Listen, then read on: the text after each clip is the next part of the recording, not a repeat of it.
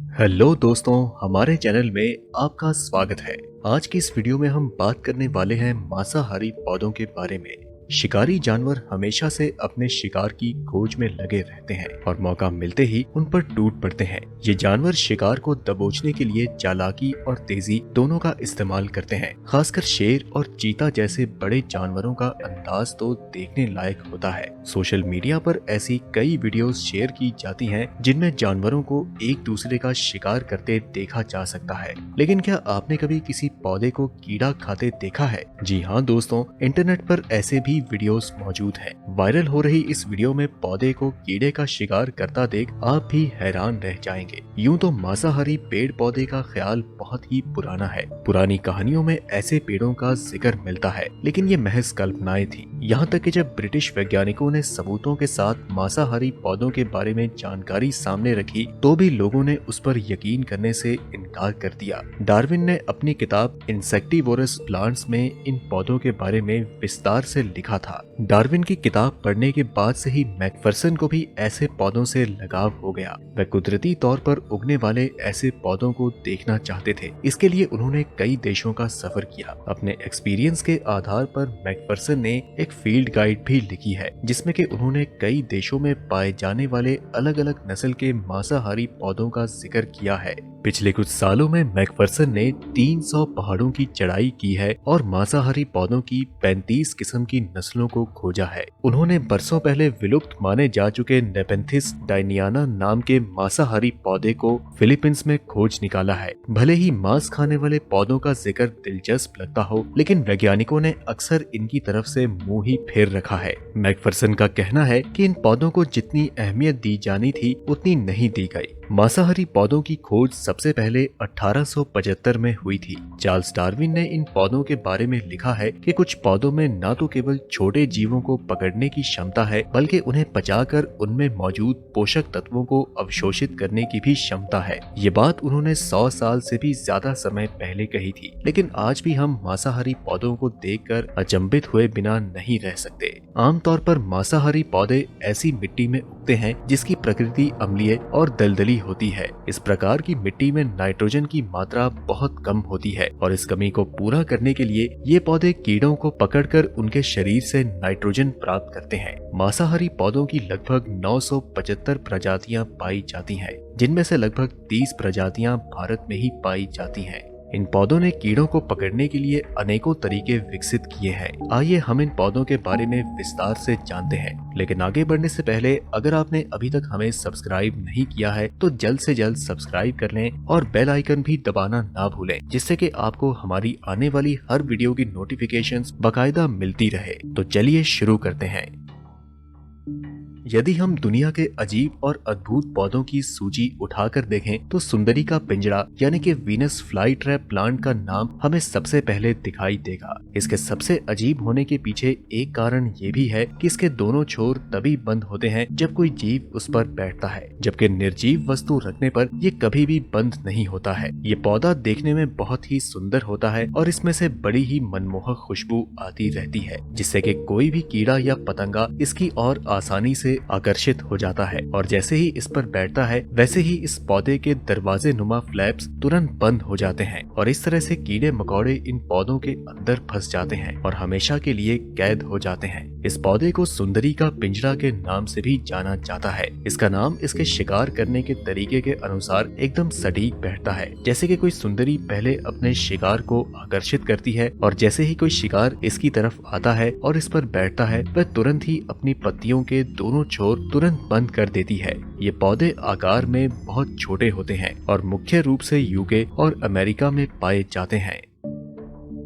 Pitcher plant एक बहुत ही भयावह किस्म का पौधा होता है। इसका रूप बोतल या मटके की तरह होता है। इसके मटके जैसे स्वरूप के कारण ही इसका नाम पिचर प्लांट रखा गया है। पिचर प्लांट का वैज्ञानिक नाम नेपेंथिस है। ये पौधा ऑस्ट्रेलिया और दक्षिण पूर्व एशिया के ट्रॉपिकल क्षेत्रों में पाया जाता है। इसकी कई प्रकार की प्रजातियां एक ही स्थान पर रह सकती हैं। आमतौर पर ये बोतल जैसा दिखने वाला पौधा खुला होता है और जैसे ही इसके तल पर कीट पतंगे या कीड़े मकोड़े बैठते हैं वैसे ही इसका ढक्कन अपने आप ही बंद हो जाता है। इस पौधे का तल बहुत ही गहरा होता है और किसी भी कीड़े मकोड़े के लिए इससे बाहर निकलना नामुमकिन है।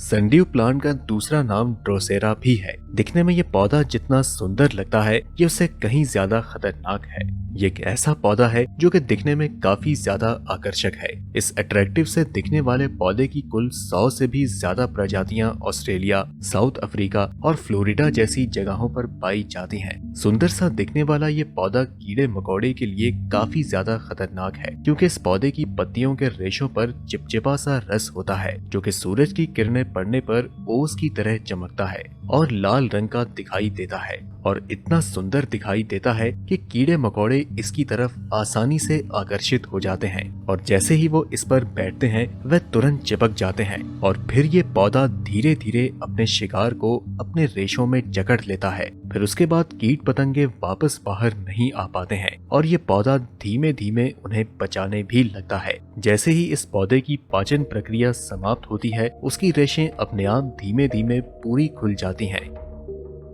डार्लिंगटोनिया प्लांट एक ऐसा खतरनाक और मांसाहारी पौधा है जो कि कोबरा लिली के नाम से भी प्रचलित है, क्योंकि इसका फन कोबरा जैसा नजर आता है।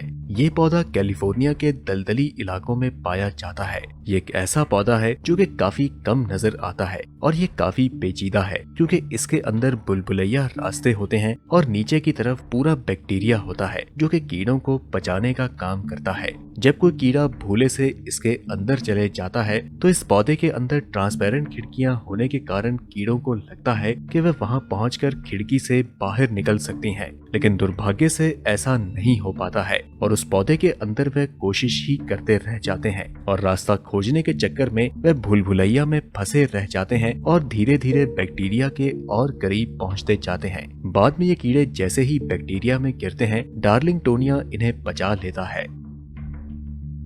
अगला है ब्लैडरवॉर्ट वाटर प्लांट। ब्लैडरवॉर्ट एक ऐसा मांसाहारी पौधा है जो कि पानी के अंदर तैरता रहता है। इस पौधे को हम वाटर प्लांट के नाम से भी जानते हैं। ज्यादातर ये पौधे यूरोप, ऑस्ट्रेलिया और साउथ अफ्रीका में पाए जाते हैं। इन पौधों की 200 से भी ज्यादा प्रजातियां पाई जाती हैं। इस पौधे की खास बात यह है कि इसकी जड़ें नहीं होती हैं और इसकी पत्तियां काफी छोटी और बारीक होती हैं। इन पत्तियों में खास बात यह है कि ये खतरनाक बुलबुले का निर्माण करती है। यह ब्लैडर के आकार की हो जाती हैं। हर थैली के मुंह के पास एक दरवाजा यानी कि एंट्री पॉइंट होता है जो कि केवल अंदर की ओर खुलता है और इसी दरवाजे पर छोटे छोटे ट्रिगर्स होते हैं और जैसे ही कोई कीट पतंगे इस ट्रिगर को छूते हैं वह तुरंत अंदर खींच लिए जाते हैं और इसके अंदर गिरते ही बुलबुले का एंट्री पॉइंट तुरंत बंद हो जाता है, जिसके बाद चाहकर भी कोई कीड़े मकोड़े उसमें से बाहर नहीं आ पाते हैं। इस बबल में कैद कीड़े मकोड़े कुछ ही देर में मर जाते हैं और इस बबल में मौजूद एंजाइम्स कीड़े को पचाने की प्रक्रिया शुरू कर देते हैं।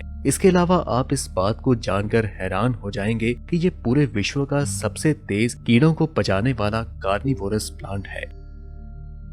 आमतौर पर यह पौधा बटरबर्ड्स के रूप में जाना जाता है। पिंगीस्यूला नामी ये पौधा उत्तरी अमेरिका और केंद्रीय अमेरिका में पाया जाता है। इसकी खास बात यह है कि इस पर बहुत ही सुंदर सा फूल लगा होता है जो कि दिखने में काफी आकर्षक होता है, लेकिन हर एक सुंदर सी दिखने वाली चीज अच्छी नहीं होती। ये पौधा बंजर जमीन पर भी आसानी से जिंदा रह सकता है। वास्तव में ये खूबसूरत सा दिखने वाला पौधा खुद के पोषक तत्वों के लिए कीट और कीड़े मकोड़े का शिकार करता है। इसकी पत्तियों पर ज्यादातर एक चिपचिपा पदार्थ निकलता रहता है जो कि पानी की बूंदों की तरह दिखता है। इसकी मदद से ये पौधा कीड़ों का शिकार कर लेता है, जिसको खाने के लिए कीट पतंगे इस पर बैठ जाते हैं और अधिक मात्रा में चिपकने के कारण वो इस पौधे से बाहर नहीं निकल पाते और इसी पर बैठे बैठे वो कीड़ा मर जाता है और ये पौधा इसको बड़ी ही आसानी से पचा लेता है। लेकिन इस पर उगने वाले फूल दिखने में काफी आकर्षक होते हैं, जिसके कारण लोग इस पौधे को अपने घर पर रखते हैं। इससे उनको दो फायदे मिलते हैं। पहला ये कि घर के सारे कीड़े मकोड़े खत्म हो जाते हैं और दूसरा ये कि पिंगीस्यूला पौधों को रखने पर घर की शोभा भी बढ़ जाती है।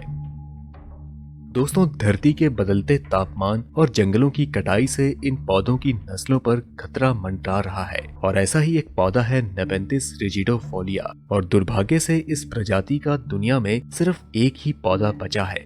असल में इन पौधों के नर और मादा अलग अलग होते हैं और ऐसे में इन्हें बचाने की मुहिम में भी बड़ी मुश्किल आती है। कुछ जगह पर ये पौधे जब अपने शिकार के लिए कीड़े नहीं ढूंढ पाते हैं तो ये मिट्टी से पोषक तत्व खींचने की कोशिश करते हैं। शायद खाने की कमी से ये मांसाहारी पौधे अब शाकाहारी होते जा रहे हैं। आपको बता दें कि स्वीडन में एक मांसाहारी नस्ल के पौधे के शाकाहारी होने की बात देखी गई है। सवाल ये है कि ऐसे मांसाहारी पौधों का भविष्य क्या है। शायद इस तरह अपने खान पान में बदलाव करके इन पौधों की कुछ प्रजातियां अपने आप को बचा सकती हैं, लेकिन जो बहुत ही कम तादाद में बचे हैं उनका शिकार होने और खात्मे का डर ज्यादा है। मैक्स वर्न का कहना है कि मांसाहारी पौधों को बचाने की ये लड़ाई ऐसी है जिसमें हम तेजी से हार रहे हैं।